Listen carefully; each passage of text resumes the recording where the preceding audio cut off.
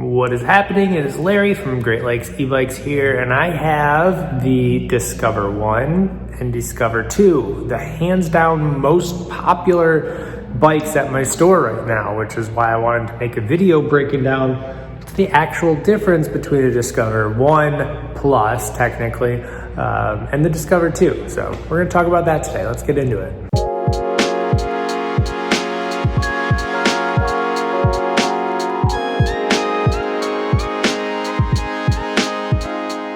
So we're looking at the Discover 2 first of all, and I really just want to break down why everybody is so gravitated towards this bike and why it's so popular. And it has to do, in my opinion, with the just crazy amount of features that you get. It's got everything that you could ask for, which is super solid, right? But then you're like, it is $2,000, which, is expensive, but it's worth it. You obviously get all the features you could ask for in an e-bike. But then you want to save, $500 or $600. What do you actually lose when you step down to the Discover 1 Plus? Well, we're going to talk about the core things first, like battery and the motor, and then we'll get into some of the, creature comforts or the luxury stuff that you get on the Discover 2 that have to do with the app and some of the other features that you get in there, like Find My iPhone and that kind of stuff. So backing up, let's talk about the battery. that's literally 25 to 30% of your purchase, you're buying a battery, right? So you want a nice one. I always say the bare minimum battery you want nowadays is like 12 to 14 amp hours. Like that's gonna be something that's gonna give you a lot of charges, a lot of longevity. It's also gonna give you the power and range that you look for in an e-bike. So luckily both of these bikes have a 14 amp hour battery.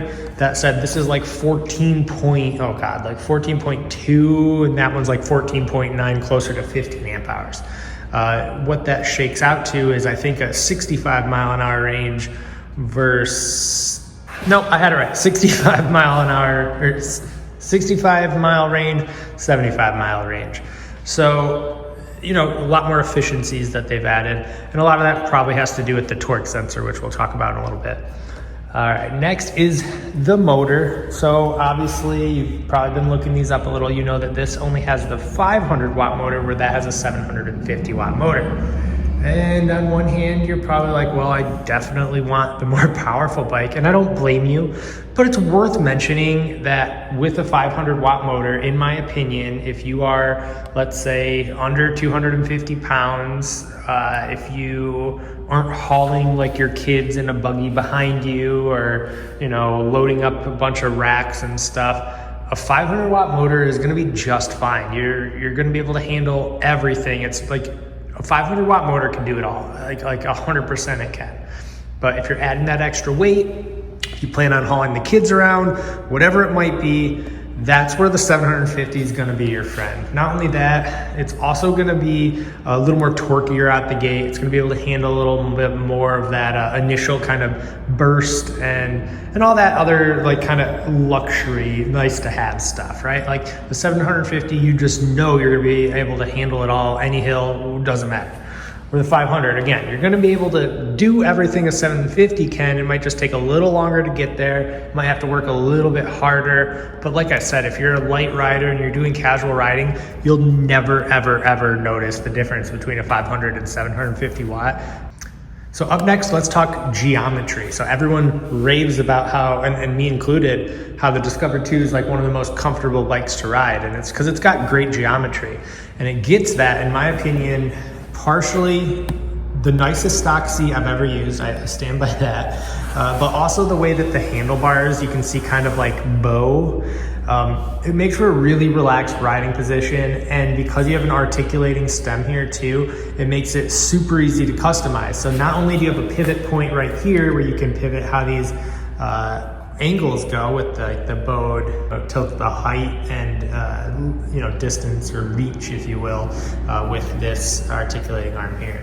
And you're like, okay, that sounds great. I definitely need that. Well, good thing, because it's almost not only almost, it is basically the exact same setup here.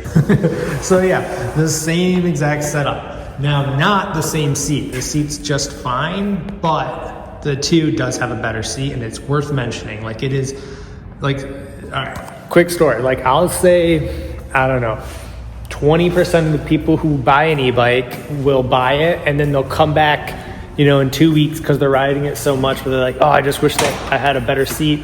And they'll buy something like this. It's like a Cloud 9 seat that's like super jelly and comfy.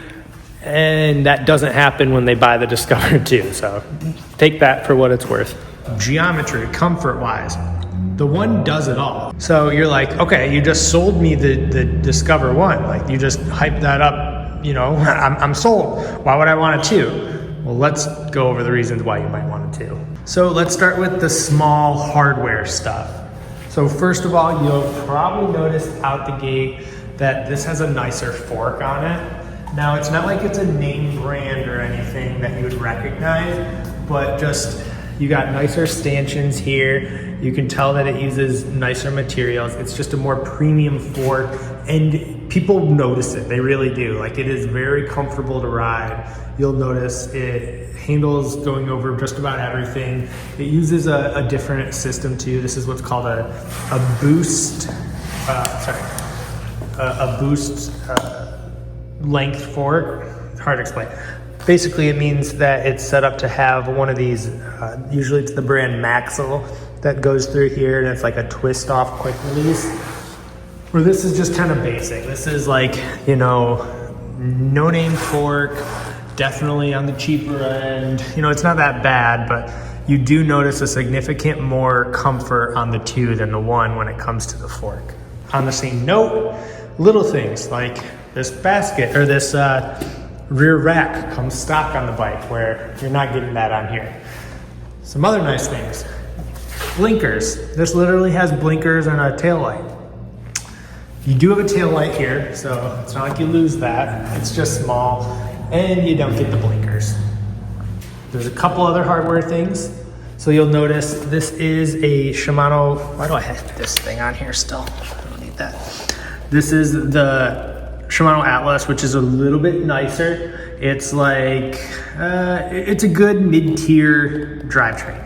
And here, you still get a Shimano, so it's still decent, but it's a tourney, which is like the bare minimum baseline, other than like where it just says Shimano on like the really, really cheap ones.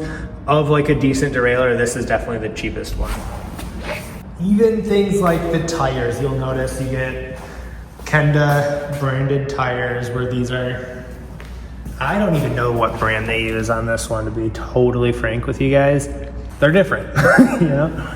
The good thing about both of these wheels though, or tires that they use, is that they're a little bit thicker than your average, you know, like for instance, this is a 2-inch tire, and then on here, we use 2.5, I believe, or 2.75.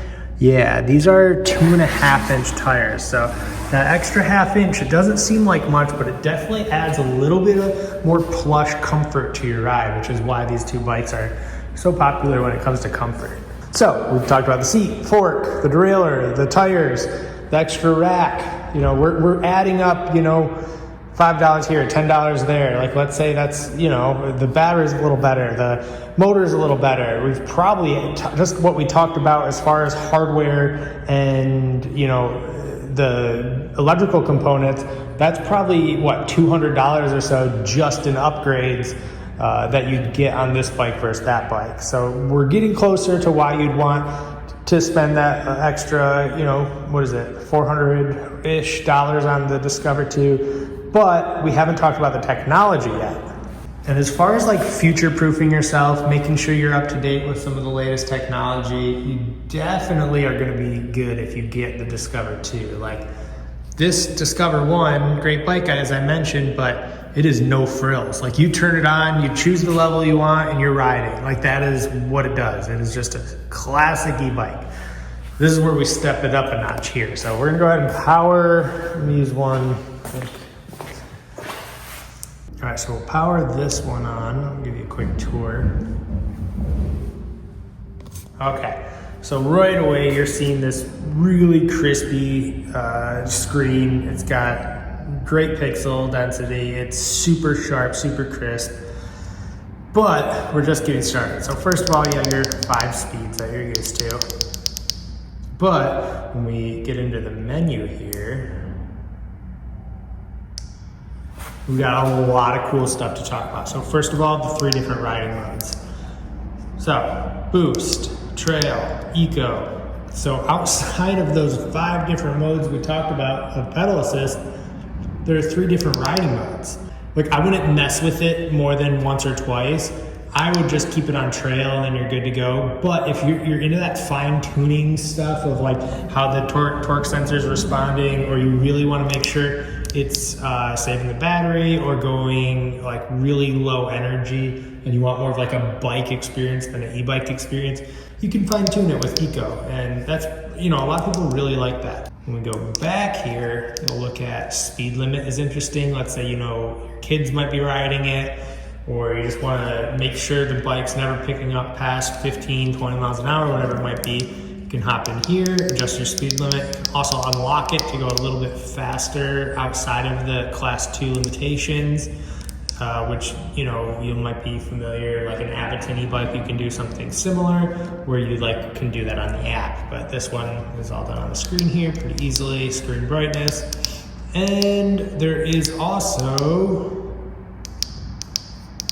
2 things here where we need to talk about. One, so obviously you have an app, which is a great app, but we're not going to get super into that.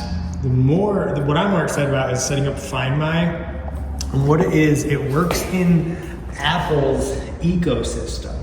And what's cool is if you have an Apple AirTag, it works the exact same way basically. So you can pull up the Find My app and see where your bike is at all times. So just total peace of mind, really. Obviously probably still use a lock, but you don't really have anything to worry about. If anyone steals your bike, you could just go to a police station and say, hey, this person took my bike, will you go get it for me? And you'd pretty much be good to go. So good peace of mind. And then you can also on the final thing we'll talk about is, oh my gosh, get out of the menu. Am I crazy? There we go. Jeez, sorry. Pushing the power button instead of the back button. Okay, what I was about to say is that this also has, or the last thing we'll talk about rather, is the difference between the torque sensor and the cadence sensor. Now what's cool is you can switch on this bike between torque and cadence sensor if that's something you really want to make sure that if you like the older style of the cadence sensor. Most people would prefer the torque sensor. I think it's a more natural riding experience. However, if you're dead set, your old bike was a cadence sensor, you want to keep it that way, this has the ability to do both, which is solid. But that is, again, the final difference that we'll talk about is the torque versus cadence sensor. So cadence sensors, if you've heard me talk about this before, it'll be no news to you. The way I like to explain it is, let's say we're on level 1. If it sees you pedaling at all, you're getting all of level 1. So that motor's going as hard as it can up to level 1. If you're on level 2, it sees you pedaling, you're getting all of level 2. Now the difference is if you're on level 1 or 2, there's like a limit. So when you're on level 1, if you're pedaling slow, it'll just give you a little bit of level 1. But if your pedaling is really hard, it senses you putting more energy in, it's going to give you all of level 1, just like it would on a cadence sensor, but only if you're pedaling really hard. And it goes, so on and so forth up to level 5, doing the same thing. So that is my easiest, hopefully easy way to understand the 2 differences. And really what you get is a more natural experience, where if this one, sometimes you're trying to just casually start riding, and then all of a sudden you're boosting off because you're on level 3 or something, you're getting all the motor. Where this one, you're casually riding, it's going to casually give you some energy, but if you start, really giving it, you're going to start boosting just like you would on another bike. So it's not like you lose anything either on the torque sensor. So I think that about does it. That compares them. It really comes down to, are those extra features worth it for you? And I'd love to know your thoughts. Like what was the deal breaker that made you choose your Discover 2? Or if you're about to buy one, what is that key thing that you're looking for that between the two bikes? Because it's different for everyone. I think that's pretty interesting to hear everyone's story. And before I end this, I think it's worth saying, especially if you're in Michigan, here at Great Lakes eBikes, we stock both Aviton and Velotric eBikes, and they're all here for you to ride, sit on, feel, see the different colors in person. Like, that's our service that we do to stand out differently. We let you ride every single bike until you find one you like, which is, oh, that rhymes. Maybe that's like a slogan.